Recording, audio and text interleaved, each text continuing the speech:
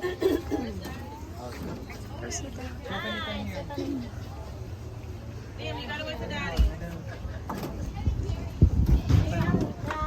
beside me.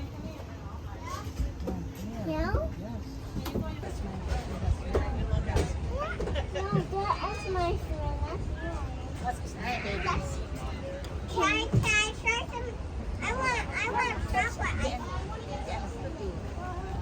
chocolate. Seriously, you're not going to see them that close together.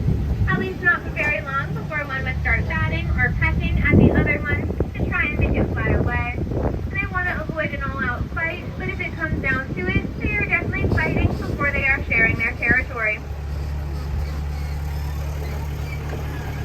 Now here to our left, you can see our Garden of Tomorrow project.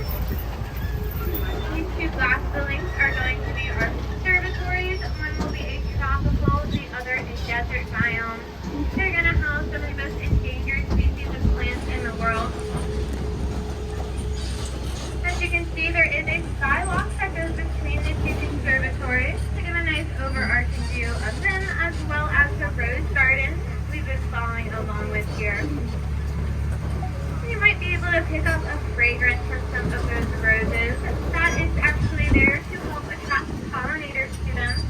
Stems from a microscopic gland at the base of their petals. Now to our left here, we do have our rock entry pavilion. This is going to be home to things like a farm-to-table bistro, which will be supplied in part from a rooftop garden. It's also going to have a coffee bar and lots of new educational projects. Classroom. This project is slated to be finished in the spring of next year. So hopefully we can enjoy it all very soon. And as we enter our parking garden, you can see one of the first completed parts of our Garden of Tomorrow project. We wanted to increase our number of parking spaces, and we designed this so that for about every 7 spaces there's one tree. That way we keep the greenery going all throughout the garden. Now we'll be passing Rose Garden Hall, kind of a venue we passed at the start of our tour today. One of about 50 wedding venues here with us at the garden. We'll also be passing Education Hallway, where you can take class when completed. And of course, it would be some years before any of them would be allowed to visit the garden they created due to laws of segregation at the time. Here we are going to be making our stop. After you done, did I see some peaches and and you? Right, and our picnic shelter and some bathrooms to the left. Hydrangea. Alright, we're going to move along here. Can I see something? Now, on our left, you can see we have our lovely hydrangeas. Now, these flowers that we have are actually mostly sterile. They are not reproductive. They're actually there to sort of lure in pollinators.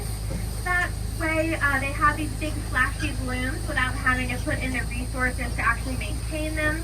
The actual reproductive flowers on these guys are going to be underneath those bright petals. And they do change color of those petals based on pH in the soil. They're kind of like nature's pH test strips. Now here to our right, you can see our ferns. These guys are some of the oldest plants in the world. They actually existed before pollen, so they're going to reproduce using spores. Can I have your phone? Now on either side of us here, we have our rhododendron. I can wait for what? Ito din yung talong dun, oh. Ang laki niya, oh. 4, 5, 6, 7, 8, 9. Have about 7 and 10 stamens, and azaleas have around 5. That's where the main difference comes in. So the name rhododendron comes from Latin words rhodo meaning rose and dendron meaning woody or tree. So these guys are not roses or trees, they're just woody shrubs. As you can see from this garden we've been traveling with, they also prefer to be in a more shady area as well. And it is a good idea to be careful with those plants around children and pets because they can actually be quite toxic. One animal that doesn't seem terribly affected by this, however, are bees who will actually make honey from the nectar of these flowers, wherein those toxins are converted into something called mad honey, which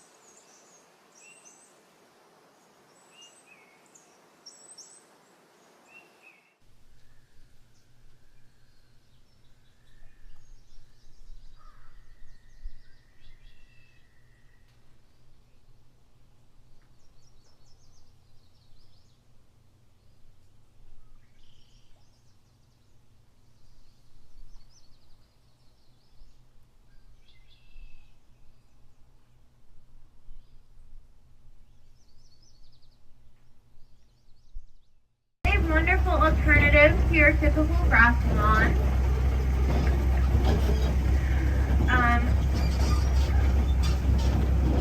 For one thing, it's a lot less effort, and I personally think it's a lot prettier as well. But you do not need to mow this nearly as frequently as you would a grass lawn.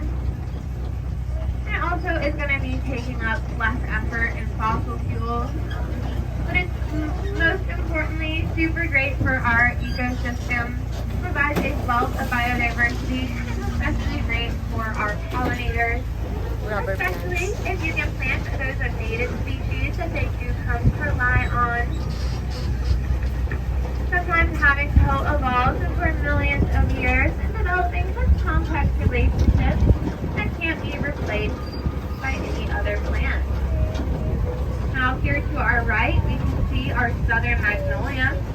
Just like our Dawn redwood, this is a living fossil.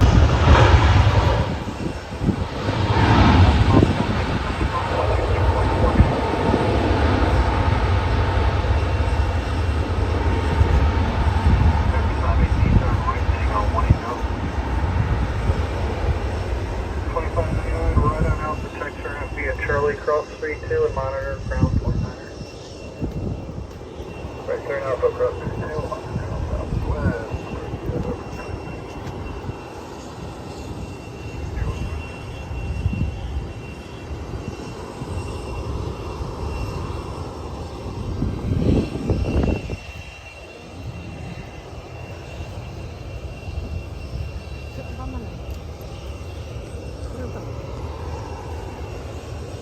Ah, dito.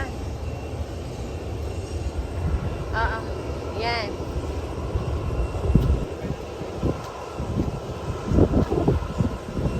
Okay. Number 25 and understand we are clear across 321 Charles. Meron? 321